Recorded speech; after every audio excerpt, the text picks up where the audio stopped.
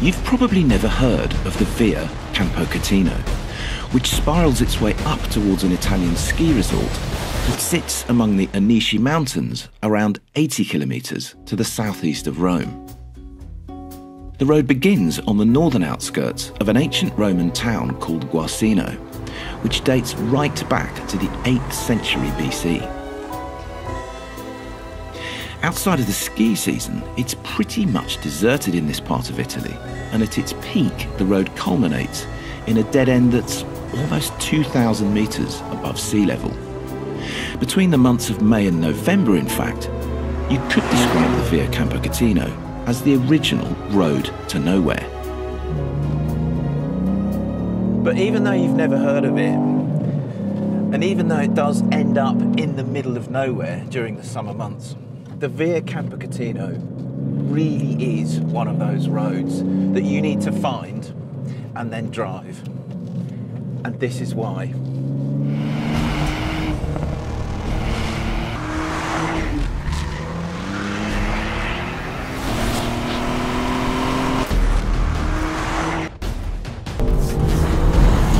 It's a pretty full-on piece of road, this.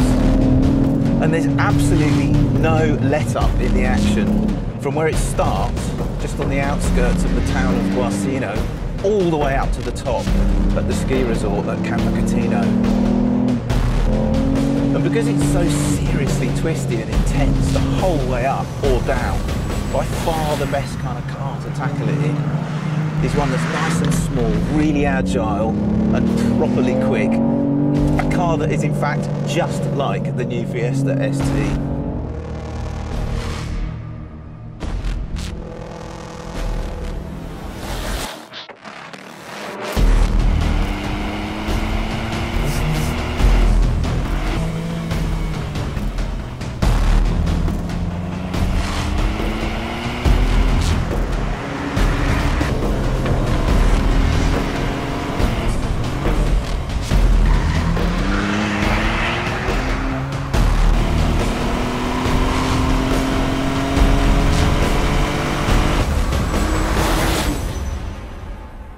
The Via Campocatino is a blinding piece of road to drive on in any car and at any speed.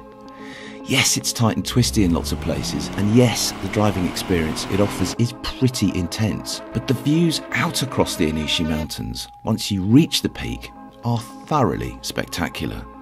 To the north, you can see the nature reserves of Monte Velino, and to the southeast, you can see right across to the national parks of Lazio, with Rome itself away to the northwest.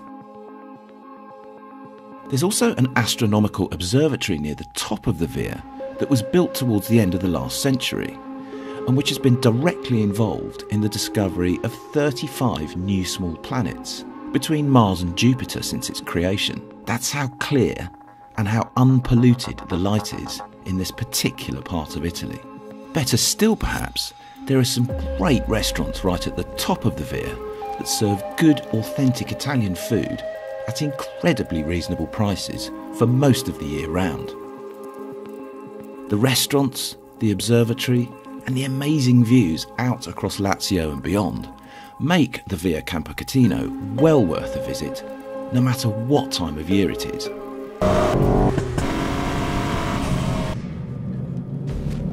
But if you're a rev head, it's the road itself that is the main draw, because it really is an absolute peach to drive.